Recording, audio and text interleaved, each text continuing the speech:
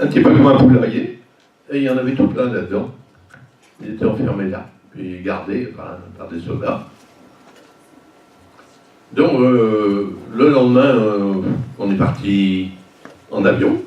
On nous a conduits sur une bande, des avions nous ont amenés en Belgique. En Belgique, il y a eu aussi un petit contrôle de police. On a été très bien reçus. Et puis ensuite, de Belgique, de Bruxelles, on a eu un train jusqu'à Paris, hôtel Lutetia. Là, on ne nous demandait pas notre avis, on descendait du train, on nous faisait monter dans les bus, direction hôtel Lutetia. Et puis l'hôtel Lutetia, on passe devant un médecin, fait monter devant une balance, il me dit, monsieur, 36 kilos, vous ne pouvez pas rentrer chez vous dans l'état où vous êtes. On vous garde. Bien docteur. Ensuite, les d'autres qui ont passé. J'ai vu mon camarade l'instituteur, lui, je sais pas, moi, le ficheux quand même. Et la première petite porte que j'ai trouvée, j'ai pris la porte, je suis parti. Et donc, je suis parti parce que j'ai mon parrain et ma marraine à Paris. J'ai été chez le parrain et la marraine, passé tout l'après-midi avec eux. Et je devais reprendre le train le soir avec mon camarade l'instituteur. On nous avait donné l'heure. Mais seulement, voilà, ma marraine, elle est un peu bavarde. Le train, quand je suis arrivé, il était parti. Donc, ton train. Donc, j'ai couché à Paris chez des gens qui m'ont pris comme ça. Donc, je suis reparti le lendemain. Voilà, ça a été le retour. Il y a une chose que j'ai oublié de dire, là, je pense à ça. À Brême, c'est dans le nord d'Allemagne, il fait très froid l'hiver. Or, la moyenne de température, c'était entre moins 10 et moins 15. Toujours avec nos vêtements d'été, là. Pas de pull vert, pas de gants, rien de tout ça. Alors, le froid a fait beaucoup de victimes. Beaucoup sont morts de froid. C'est affreux. Alors, on avait des médecins avec nous qui nous conseillaient, ils nous disaient attention aux oreilles. Hein. Alors, quand on commençait à plus sortir les oreilles, on se frottait les oreilles avec de la neige. On se frottait les oreilles avec de la neige parce qu'autrement, si on ne faisait pas ça, une oreille qui est gelée, ça casse comme du verre. Si touché, l'oreille tombe, ça casse. Alors, on se frottait les oreilles avec ça. Maintenant, une chose. Quand j'étais à la menuiserie, il y a un capot qui vient nous trouver. On avait un petit poêle, mais on ne l'allumait pas souvent parce qu'on n'est pas de bois. On l'allumait quand on pouvait. Le bois, c'était des tabourets. Pendant que les capots n'étaient pas là, ils étaient partis à la bosse sous-marine, on allait barboter les tabourets, on les cassait, on faisait du feu avec. Donc c'est pas souvent qu'on a pu faire du feu. Enfin, ce jour-là, on a fait du feu, parce que le capot vient à la menuiserie, puis il nous dit, vous allez faire cuire ça. Ça, c'était des pommes de terre qu'il avait dans sa gamelle, des pommes de terre qu'il avait volées. On dit bien, d'accord. Seulement, j'ai oublié de le dire, mais tout le mois de décembre, même ça commence en novembre, il fait très froid, il n'y a plus d'eau. Les robinets, ça ne marche plus, c'est gelé. On va y faire cuire ses pommes de terre. On était 5, on a fait pipi dans sa gamelle, et on y a cuit ses patates dans le pipi. Voilà. Est-ce que c'était bon? J'en sais rien. On a vidé le jus quand c'était cuit, pour ne pas qu'il voit. Oui, il y avait une chose que j'ai oublié de dire. Il était obligatoire de se présenter à ce qu'on appelle le Waschraum, c'est-à-dire le lavabo, tous les matins, ça devait être vers 6 heures, pour se toiletter, c'est-à-dire se mouiller la figure et le torse. Toujours pas de savon, pas de toilette, pas de serviette, rien de tout ça.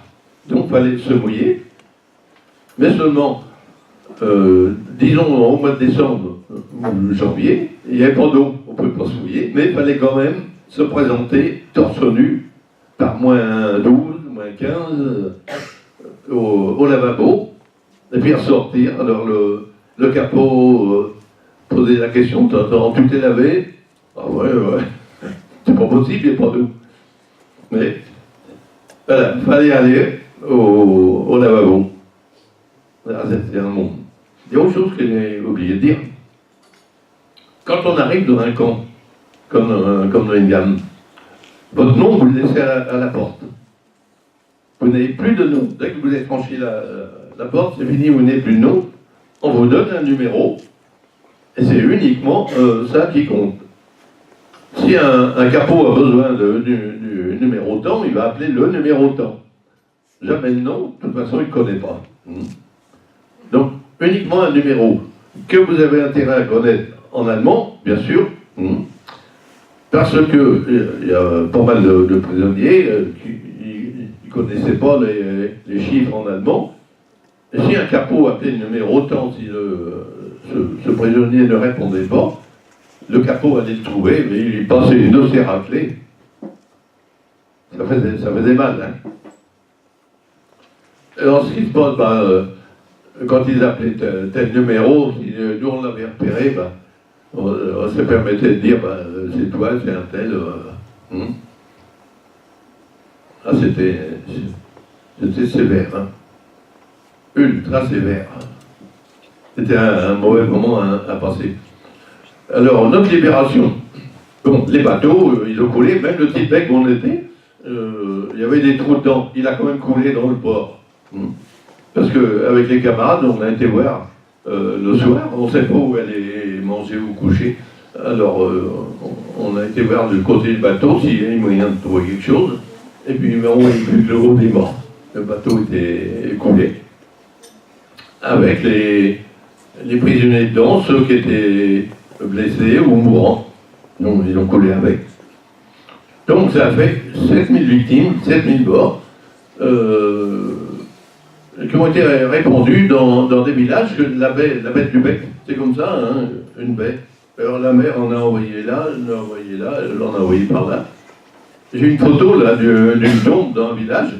Il y en a 800 enterrés là dans le même trou là. D'autres villages, il y en a 200, 300, tout le long de la baie. Voilà, bon, comme ça, je suis rentré, après ça, tranquillement, chez moi, toujours mec comme un clou.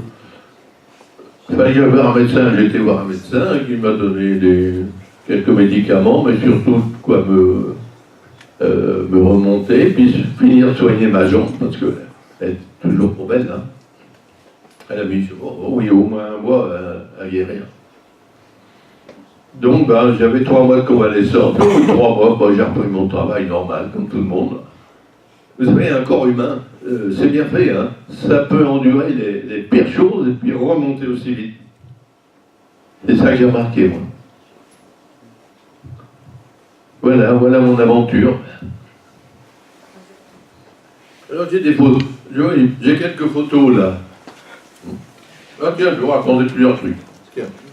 Je vous raconte ça. Il s'agit d'un aviateur américain abattu à côté d'Évreux, là, sur Aviron.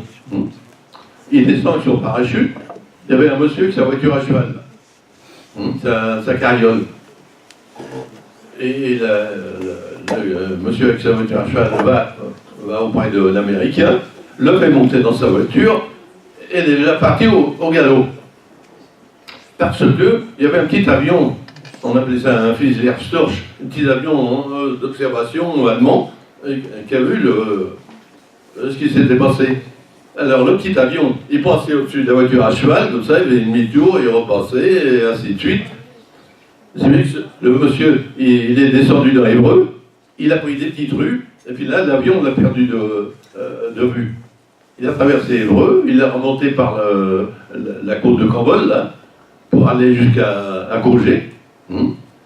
Et tout ça au galop. Et quand il est arrivé à Courget, le cheval est mort. Le cheval est mort d'épuisement.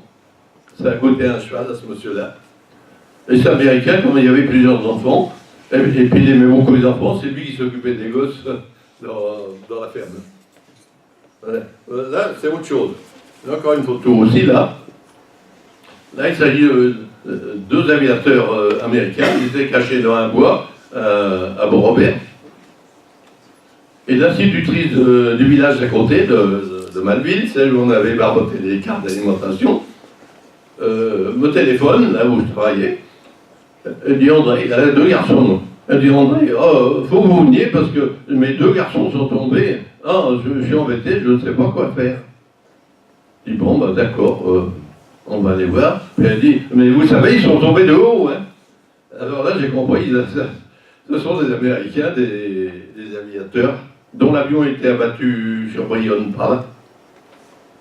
Donc, on a été à 3 pour aller les chercher.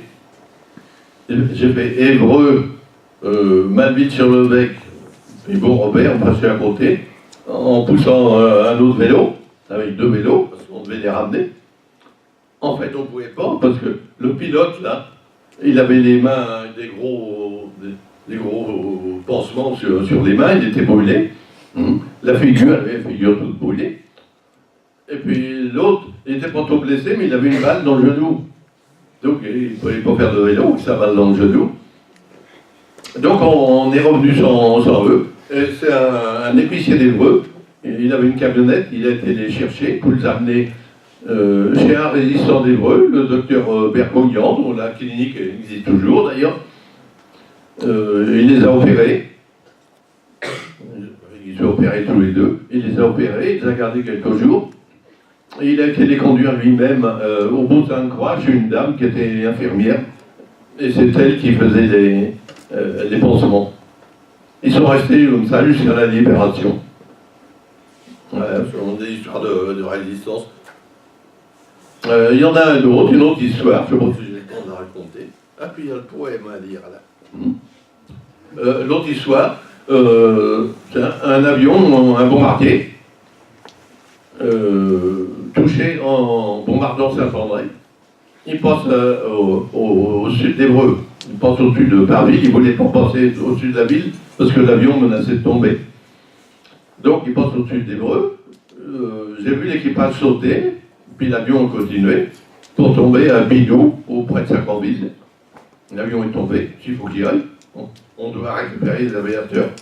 Me voilà parti à toute vitesse avec mon vélo, mais d'Évreux à Bignou, bon, il y a au moins 8 km. Oui, si c'est pas 10. Et je suis arrivé guidé par la fumée de l'avion en train de brûler, et j'arrive à cet avion, il y avait 3-4 personnes là en train de regarder, et le pilote, qui a sauté le dernier, qui était auprès de l'avion, il était prisonnier. Parce que moi j'étais en vélo, mais les Allemands ils étaient en voiture. Ils sont arrivés bien avant moi, et ils ont fait prisonnier ce pilote. Donc je suis arrivé, le pilote était là, et un Allemand à côté avec son fusil à l'épaule, lui s'est fichu. Et puis, mon camarade, le séminariste, il arrive peut-être un quart d'heure, une demi-heure après, avec son vélo. Alors je lui dis, tu constates, c'est fichu. Ah, je vais y aller. Il s'est approché auprès de l'Américain, il a discuté avec lui, il lui a expliqué, mon camarade qui est là, il va tenir un vélo, vous allez reculer tout doucement, monter sur le vélo et on va s'en aller. Chose faite, c'est que l'Allemand qui l'a gardé, il n'a rien compris. Il ne comprenait pas du tout l'anglais. Donc je tenais la bicyclette d'un monsieur qui habite dans mon village, qui a dû repartir à pied. Moi j'étais sur mon vélo, l'Américain a reculé d'un pas, l'Allemand n'a pas réagi, 2 pas, pas réagi, 3 pas, et 4 pas. Au 4e pas, hop, il a enfoncé le vélo, il est parti. Et l'Allemand il avait les yeux rivés sur l'avion en train de brûler. Parce que les munitions explosaient toutes les quelques secondes. Il y a une munition qui explosait. Alors ça le passionnait de voir ça. C'est bien. Il n'a rien vu. Il n'a pas vu que son prisonnier était parti. Alors, on a battu un record de vitesse. Il fallait qu'on fasse maximum 200 mètres pour être dans le bois. On est parti à toute vitesse. 200 mètres, on était dans le bois, il ne pouvait plus tirer. Donc, on a sauvé cet aviateur, là, on l'a emmené à Saint-Germain-des-Angles. Et puis, 1h30 après, le copilote, il arrive à pied avec une jeune fille, tranquillement. Alors lui, il a atterri avec son parachute un peu plus loin, dans un champ où il y avait un monsieur en train de labourer. Il arrive dans le champ, il retire ses harnais de parachute, le monsieur roule le parachute, comme il était en train de labourer, il a mis le parachute dans l'arrêt de charrue, il a fait avancer ses choses, ça y est, 10 secondes après, il n'y avait plus de parachute, il était enterré, et comme le monsieur était avec sa fille, ils ont couru dans le bois, qui était tout près, avec l'Américain, et ils sont partis à pied pour retourner jusqu'à Saint-Germain-des-Anglès. C'est bien qu'on a récupéré deux pilotes. C'était une aventure. Alors, ce qu'il y a, des gens me disent, oh là là, mais c'était dangereux ce que vous faites là. Oui, c'est vrai, c'était dangereux. Parce que les Allemands avaient affiché dans Évreux, mais dans les autres villes aussi, il y avait des grandes affiches prévenant la population que toute personne qui aiderait un aviateur serait fusillée. Or, il y a plein de gens qui ont aidé des aviateurs, hein, on n'est pas des soldes. Pas dans tous les villages, mais dans beaucoup de villages, il y en avait. Pas loin de chez moi, il y avait un pilote de chasse, c'était un Polonais d'ailleurs. Au-dessus de Brouville encore, il y en avait un dans une famille. Enfin, il y en avait un petit peu partout, comme ça. Les gens prenaient le risque de venir en aide à ces aviateurs. Voilà. Bon. Je vais vous lire un petit poème. Il faut dire quelque chose après. Un petit poème fait par un camarade déporté dans le camp. Ouais. Il était poète, il a fait plein de poèmes, et tout le livre là, ça, des poèmes à lui. Voilà. C'est au sujet du bateau, au sujet de l'Athènes. Vous voyez ce qu'il écrit. Le bateau semblait inerte. Machinerie sans cœur et sans moteur. Le temps filtrait sa perte, la mer portait ses pleurs. J'étais à fond de cale, fondu dans le magma, où s'exhalaient les râles des mourants comme moi. L'air était surchauffé. La soif nous étranglait. Sur la coque agrafée, tous les corps s'étalaient. Depuis combien de jours, depuis combien de nuits étions-nous au carrefour de nos mortels ennuis? Redevenu sauvage d'une faune primaire, je voyais des visages déchirer la lumière. Pénible la vision d'uriner dans la bouche. Quelle autre solution à la soif qui vous touche? Il y en a encore un, il y en a encore tout plein. Et puis l'autre, là. Oui. La soupe empoisonnée pour un dernier repas. Des rangs désordonnés venaient à ce faux pas. Bon, oui, ce qui s'est passé, c'est qu'on mourait de soif. Parce que 13 jours sans boire, ça fait beaucoup. Et la chaleur, ceux qui avaient encore un peu de pipi, ils faisaient pipi dans le creux de leurs mains et ils buvaient ça. C'était la seule boisson qu'ils avaient. L'autre, la fin de son poème, c'est au sujet de la soupe empoisonnée. La veille du 3 mai, le 2 mai, ils ont descendu dans la cale une espèce de grande marmite où il y avait de la soupe. Il y avait peut-être 40 ou 50 litres de soupe qui était chaude, elle était descendue avec une corde, mais la soupe était toute rouge. Elle est vraiment rouge.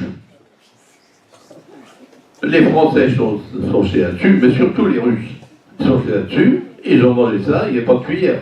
Ils ont mangé ça comme ça, à la main, et ils sont tous morts. Ils sont tous morts parce que la soupe avait été empoisonnée. Alors ça fait plein de victimes.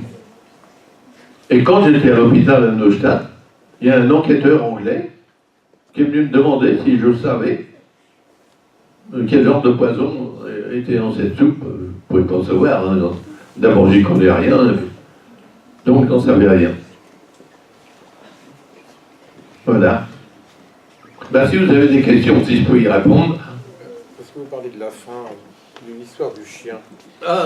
Oui, j'ai oublié. Oui. Oui, bon, ça c'était au petit commando à Brest. Le commandant du camp, il y avait un petit chien, un petit ratier noir et blanc. Et puis un jour, on a eu l'appel normal, on a eu la soupe, l'autorisation de rentrer dans les bâtiments, parce qu'on ne pourrait pas rentrer comme ça. Il fallait attendre l'autorisation, on est entré, mais quelques minutes après, elle nous a fait sortir. Tout le monde regarde la boule. Et puis, d'habitude, c'est ce qu'on appelle le rapport Führer qui comptait les prisonniers. Nous, on s'est dit, je sais pas, il doit en manquer un, je sais pas, il y a quelque chose qu'il n'y a pas.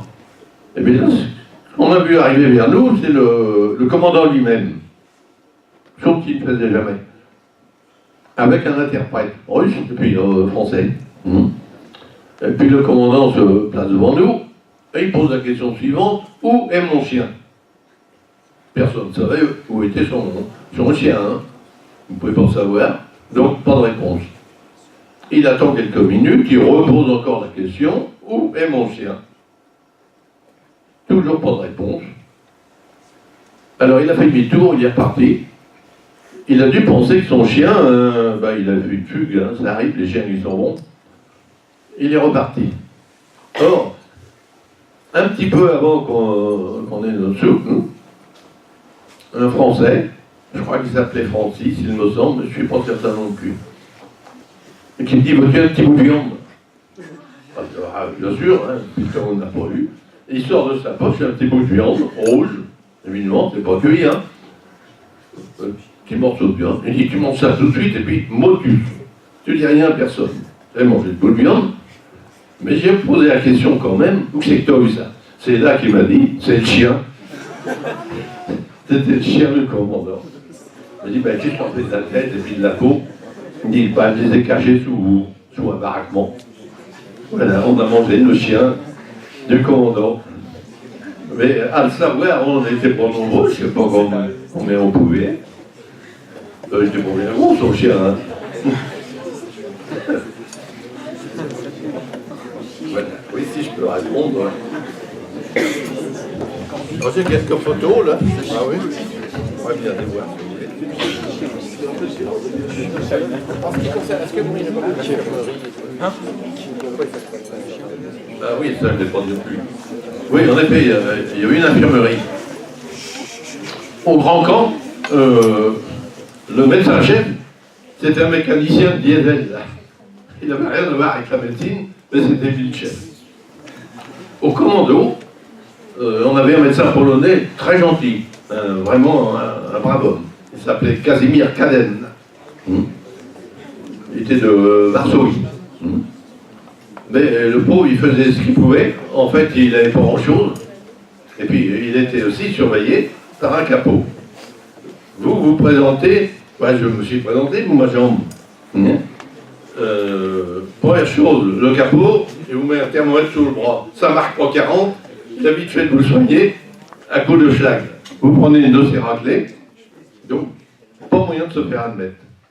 Il faut avoir 42 fièvres. Vous n'avez pas de fièvre, il ne vaut mieux pas se présenter. De toute façon, ceux qui entrent à l'infirmerie, c'est qu'ils sont vraiment mal en point. Et au bout de l'infirmerie, il y a une petite pièce qui servait de morgue.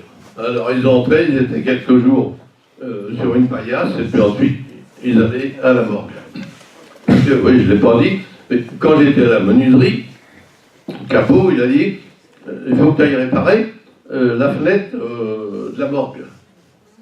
Bon, je suis parti avec 2-3 outils, des tailles, un marteau, les clous. Je suis parti, j'ai traversé l'infirmerie, je suis rentré dans cette morgue. Où, en effet, les morts, il y en avait pas mal, il y en avait une épaisseur comme ça, jusqu'au niveau de la fenêtre à peu près. Donc, c'est impressionnant parce qu'il faut marcher là-dessus, il faut monter sur tout le temps pour réparer cette fenêtre-là.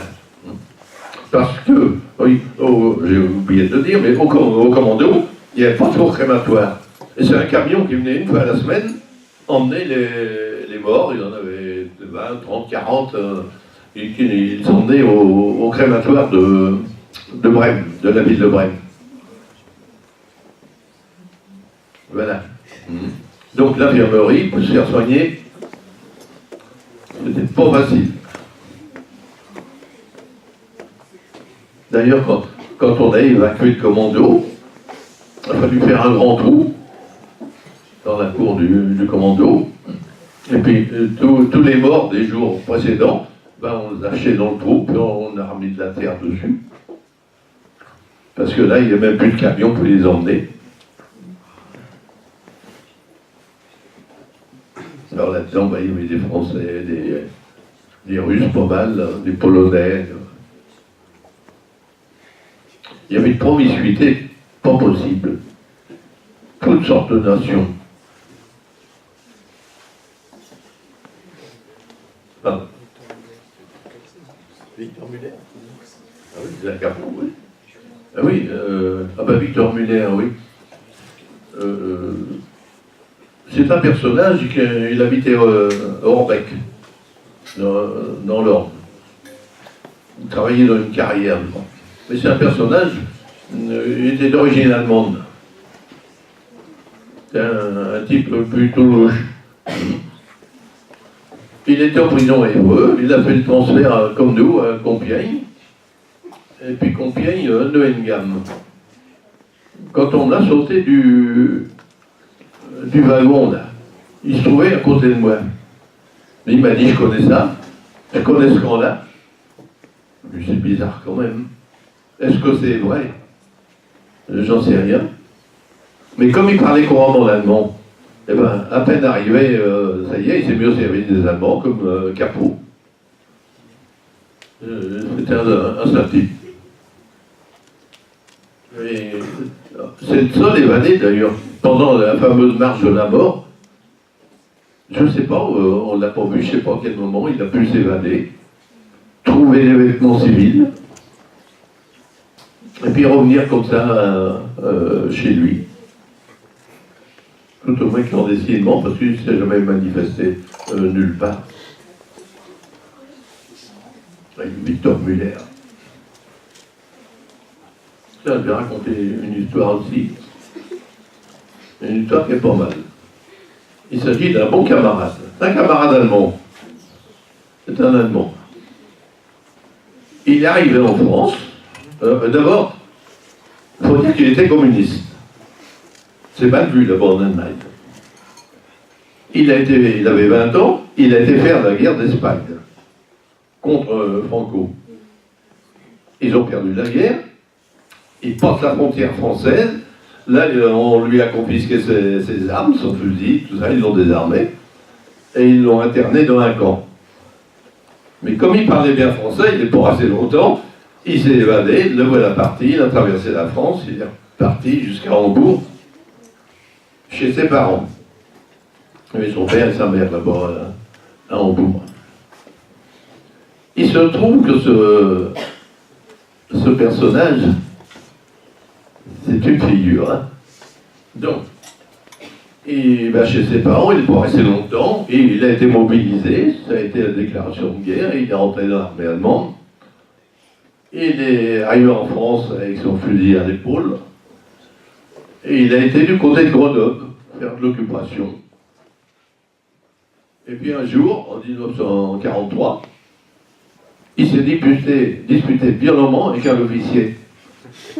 Il s'est dit ça, je suis bon pour aller en Russie, ou alors ils vont me fusiller.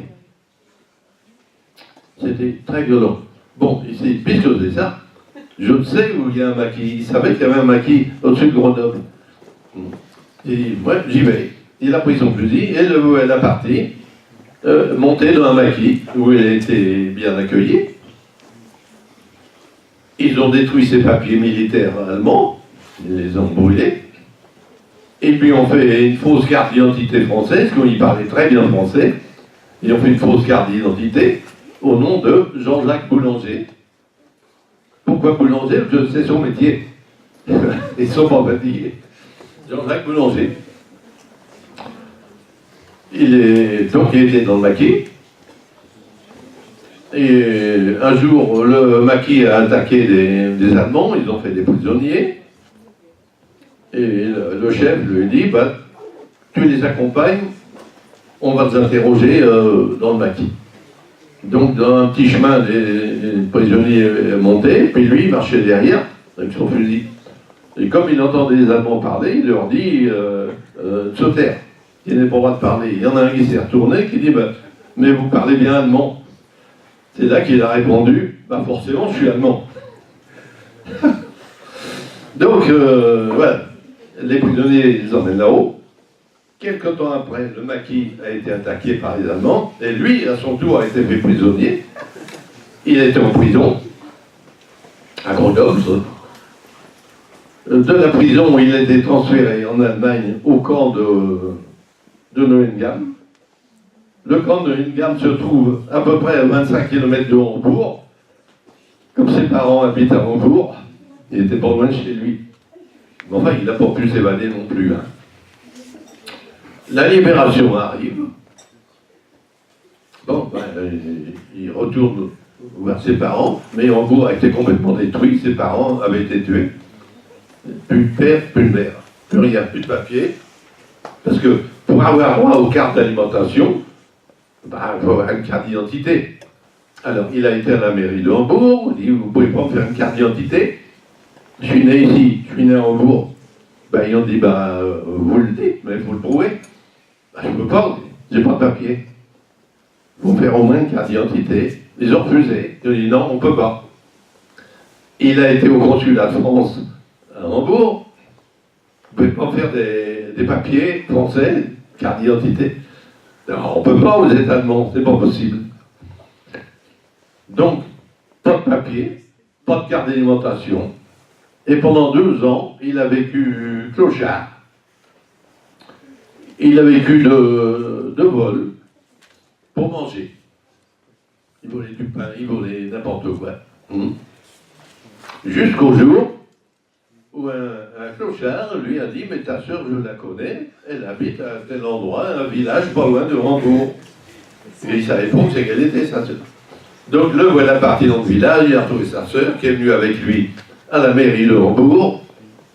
Il a dit, j'atteste, c'est mon frère. Donc là, il a eu sa carte d'identité, et il a pu reprendre son travail normal. Mais il s'était fait plein de copains en France, alors oui, il est souvent en France, hein. Il fait des tournées de camaraderie. Mais un très brave homme, un brave type. Il est mort il y a bien 7 ou 8 ans. J'étais en Allemagne avec mon épouse, et puis il dit, bah demain, t'as ton train à telle heure, je vais venir te dire au revoir au train. Et puis en fait, il n'est pas venu parce que il m'a dit, voilà, je souffre de mes jambes, il a mal aux jambes, puis il est mort dans les jours qui suivaient. Mais vraiment, allemand, mais français de cœur. Hein, très bravo. Son vrai nom, c'est Walter Toll, son nom allemand.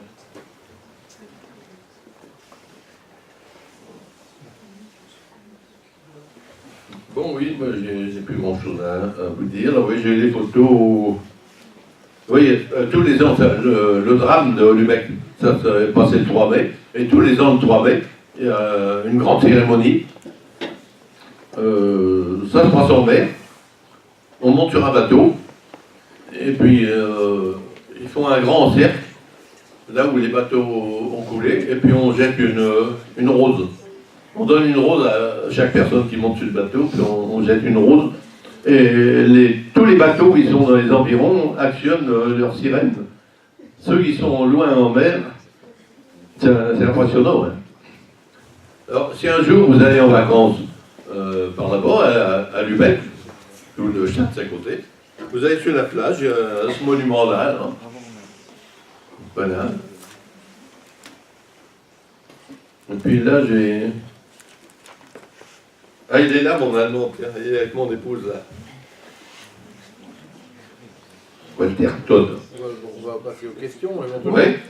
Donc, vous allez avoir l'occasion de poser des questions sur ce qui s'est dit ou ce qui ne s'est pas dit, effectivement. Donc, la plus difficile, c'est la première, mais c'est le moment d'en poser. Donc, je vous encourage à le faire maintenant. Bah oui, vous avez des questions. Je gagne. C'est quoi qui vous a marqué le plus pendant ces 5 ans? L'événement qui vous a marqué le plus? Content ce mec. C'est quoi qui vous a marqué le plus pendant ces 5 ans? Le manque de sommeil. D'abord, le manque de sommeil.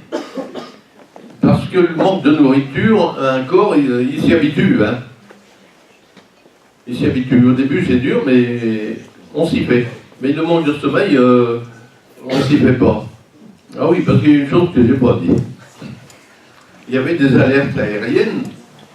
C'était comme ça sur toute l'Allemagne. Hein. Et quand il y avait une alerte aérienne, on venait de se coucher. Il y avait une demi-heure ou une heure qu'on était couché sur des paillasses sur 3 étages et 2 par paillasse. Une paillasse, c'est large comme ça. Hein. 2 têtes bêches. Alors, vous couchez avec un Russe ou un Polonais ou n'importe quoi. Mais à la première alerte, il fallait que tout le monde sorte dehors et descende dans un local sous terre. Donc, ça coupait le sommeil, on descend dans ce local où ça a duré une demi-heure, une heure, ça dépend, debout. L'alerte terminée, on retournait dans le baraquement, il fallait chercher une place pour dormir, car on ne couchait jamais à la même place, hein, il n'y avait pas de place attitrée. Hein. On couchait où on pouvait, comme c'était surpeuplé. Alors bon, on retrouvait un lit quelque part, avec un autre, un Hollandais ou n'importe quoi. Mais des fois, c'est 3 fois dans la nuit, ça. Donc, les heures de sommeil, elles étaient rares. Hein. Alors, pour moi, c'était le pire. Le sommeil, et puis la promiscuité de tous les prisonniers. Ah, autre chose que j'ai oublié. Les water. Les water, c'était au bout du bâtiment. En fait, c'est assez rudimentaire. Hein. C'est une grande planche avec une dizaine de trous. Et puis, sur ordre, vous n'avez pas comme vous voulez, hein, le capot de l'ordre, vous allez sur les water, et puis, il ne faut pas rester longtemps, hein, parce qu'autrement, il vous sort de là vite fait. Donc, vous êtes 8 ou 10 sur ces water, puis ensuite, c'est 10 autres, et puis, ainsi de suite. C'est vraiment rudimentaire. Et puis, une chose aussi, oui, j'y pense jamais ça. Vous n'avez pas de papier, hein. À vous de vous débrouiller. Alors, au grand camp, il n'y avait pas rien. Mais au commando, on arrivait à voler des sacs de ciment. Du papier de sac de ciment. Mais attention, ça peut être considéré comme sabotage, ça peut coûter cher. Hein. Alors, il ne fallait pas se faire prendre.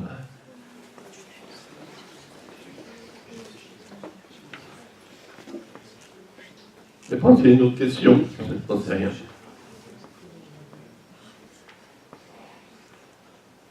Je pense, quand vous arrivez là, ils sont tous habillés. Vous étiez dans le train, vous étiez habillés quand vous êtes arrivé là-bas. Ah oui, oui. Et qu'est-ce qui s'est passé après, justement? Ah bah tous les vêtements ont été confisqués tout de suite. Voilà, tous les vêtements mis en temps par terre. Et puis c'est chose bizarre. Les bagues, par exemple, les bagues, les montres, il fallait mettre ça dans une enveloppe. Avec notre numéro dessus. Bon, les 3/4 ont été volés. Et puis, plusieurs années après la guerre, j'ai reçu une lettre d'un ministère, je ne sais plus lequel, qui nous dit « On a récupéré votre bague, une bague pour vous, et puis votre montre. » Ça avait été caché dans les caves d'une banque à Hambourg. Donc, j'étais à Paris, on m'a redonné l'enveloppe en question avec ma bague, une chevalière, qui est pour en valeur d'ailleurs, et puis ma montre, mais qui ne marchait plus. Alors, ah, puis mon chapelet. Oui, j'avais toujours un chapelet avec moi, un chapelet. Donc, une partie Des objets confisqués ont été cachés sans doute dans différentes banques.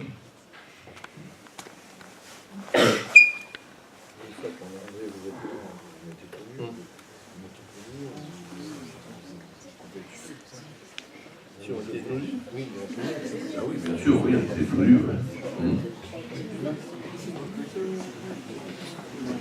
Qu'est-ce qu'on faisait justement de ce point de vue-là quand on arrivait? Après qu'on ait enlevé vos vêtements, qu'est-ce qu'on faisait après vous avoir enlevé les vêtements? Après avoir enlevé les vêtements et puis confisqué les bijoux, les montres, on nous a envoyés dans un grand local, Waschraum, c'est un truc de toilette, qui servait aussi de chambre à gaz d'ailleurs. Et là, on a eu un petit peu d'eau chaude, un petit peu d'eau froide, et puis ensuite dehors. Ça servait de chambre à gaz, mais ça n'a pas beaucoup servi. Ça a servi pour exécuter, enfin pour asphyxier des prisonniers de guerre soviétiques qui ont été tués là. Et puis il y a eu autre chose aussi. Pareil, ils n'y pensent pas. Un matin, dans le bloc d'à côté, enfin devant le bloc, il y avait plein de gosses, des petits Russes, ou des petits laitons, entre 5 et 13-14 ans, mais il y en avait, je sais pas, peut-être 300, ils étaient nombreux. Ils étaient là, derrière le grillage, là. Et puis, le lendemain, il en manquait la moitié, et puis le surlendemain, il n'y en avait plus. Alors je pense qu'ils ont été gazés.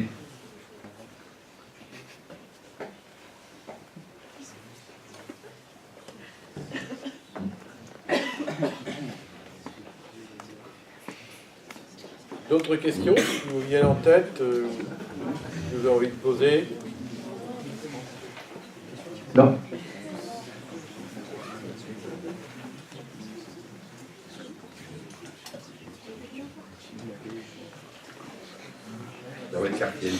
Ah oui, j'ai une photo là, vous pourrez venir la voir, c'est une tombe d'un village, il y a 800 corps là-dedans. Mais je ne sais pas dans quel village que c'est.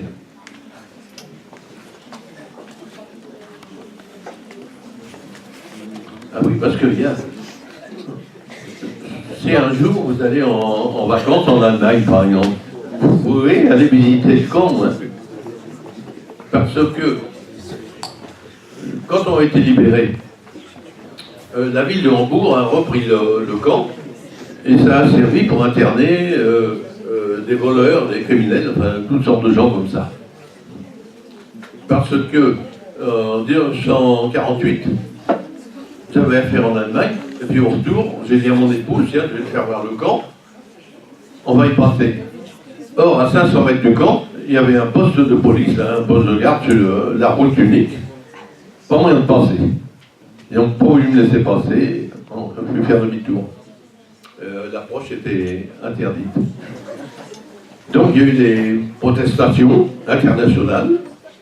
Alors ils ont construit une prison plus loin, derrière, et puis le camp était vidé, tous les prisonniers étaient mis là-bas.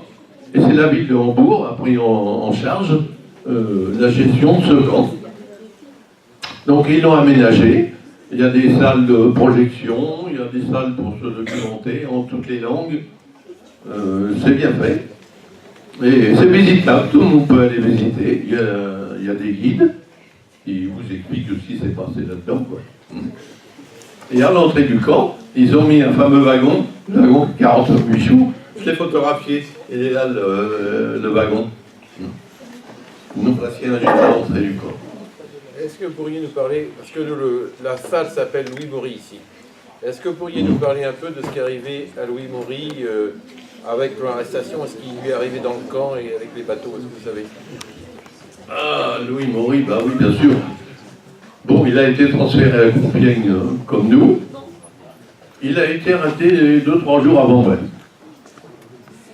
Il a été transféré, il est en prison Évreux, transféré à Compiègne, il a fait le voyage dans les fameux wagons, là, mais dans un autre wagon, pas dans celui où j'étais. Et puis, arrivé au camp, donc il y a eu des travaux pénibles, des travaux très durs. On a été un moment à tirer de la terre glaise pour faire des briques. C'est dur, hein, puis dans l'eau, dans l'humidité. Et lui, Maury, il était là avec nous. Or, lui, c'était un intellectuel, hein, c'était pas un manuel, il n'avait pas de force. Alors on lui disait, tu fais semblant de pousser le wagon. Et puis nous, on poussait à sa place. Et puis, nous, on est donc partis en commando. Lui, il n'a pas été sélectionné pour ça. Mais comme il parle couramment l'allemand, il a réussi à se débrouiller pour être dans un bureau. Donc il a passé l'hiver à l'abri. Ça lui a sauvé la vie, parce qu'autrement, non, il n'était pas résistant, il n'était pas solide.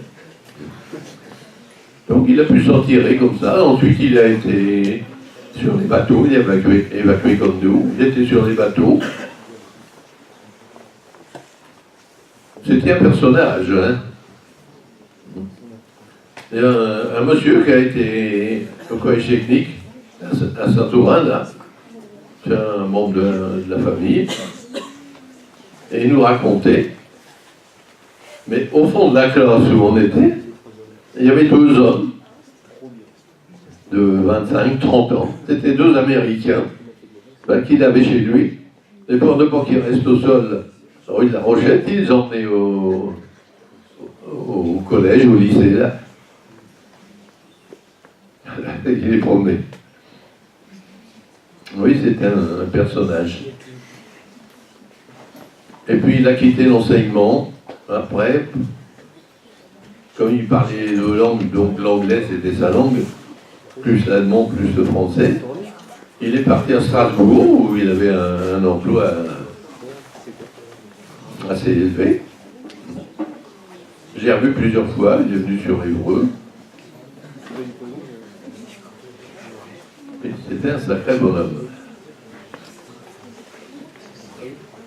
Sa maman vivait à Paris. Je l'ai connu, j'ai connu sa mère.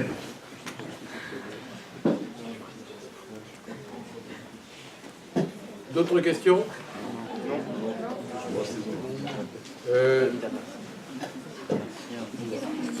Si vous voulez, vous venez vous approcher, il y a des documents et des choses à voir. Vous avez amené des... ouais, non, c'est vous, oui. Vous pouvez venir voir. Allez, approchez-vous.